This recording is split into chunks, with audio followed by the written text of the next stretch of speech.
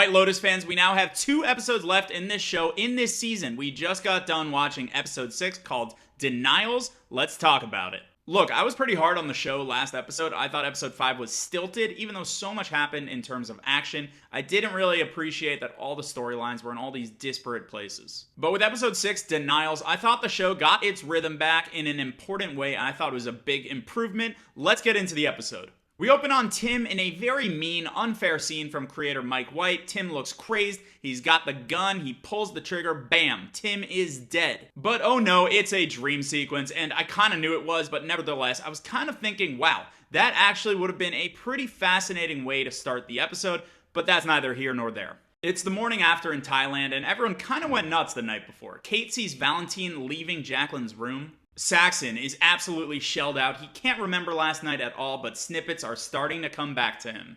Basically, Lachlan had sex with Chloe and was jacking his brother off while doing it, and that is the last time I'll say those words. Belinda also had a fun night. She had a little sleepover with Porn Chai. Zion walks in on them. That was pretty funny. Lori's reaction to hearing what Jacqueline did was amazing. She says she has not changed at all. She's an aging actress. It is demented. And I am reminded, do not get on Carrie Coon's bad side.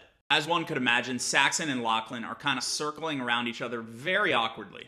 Greg Gary is scheming up some type of evil murder plan. I thought John Grease was amazing in this episode. He's so quiet and creepy, and I really am genuinely scared of him, and I'm worried about Belinda. Speaking of Belinda, she seems to have gotten the ick from Porn Chai after he asks her or tells her his idea about starting a business together. Just watch this space because I think we can see a selfish turn from Belinda in the episodes to come as she looks out for number 1. I'm just flagging it. Rick is in Bangkok. He's got this really cockamamie scheme with Sitala that somehow Sitala agrees to. Like, sure, come over to my house, strange man. Which I wouldn't have done, but whatever. At the monastery, we get this great scene with Piper, and I thought Sarah Catherine Hook was so good in this moment. She really hasn't had much to do this season, but I thought she showed a lot of great emotion here.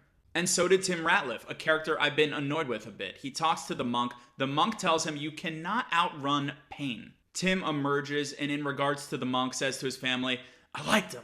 But Vicky sets out a challenge for her kids. I see how they live, it's grim. Why don't you kids spend 24 hours here, see if you really want to stay Piper? And you know, Vicky's really a piece of work, but there might be a little bit of truth in this. Lori just straight up confronts Jacqueline. Lori is so real in this scene and I love the honesty. Guy Talk, the world's worst security guard, keeps searching for that gun and has some amazing luck pulling it right out of the cupboard in Tim's room. One murderous Tim dream sequence, okay. A second dream sequence, I thought that was a little excessive. And now Ned Schneebly is just kind of messing with us a little too much. The episode ends with the fellas, Rockwell and Goggins, on this slow boat to Sitala's house to meet Jim Hollinger. Rockwell, posing as a director, has got this real Jerry Bruckheimer look going on. I love that. And then we got what I thought was an amazing cliffhanger. And maybe I'm just feeling that because every episode's ended with Tim so far, and I've been so bored of it. This was a real, like, holy shit, give me the next episode as Jim Hollinger, out of focus, walks toward Walton Goggins' character Rick. And I can hardly believe it, but with that, we have just 2 episodes left. Upcoming is Gary's murder dinner party and that Muay Thai fight.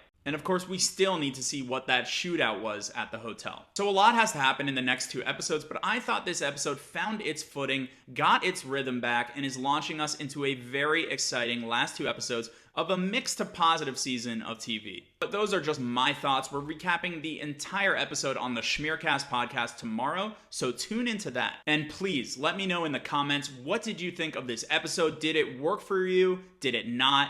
Let me know.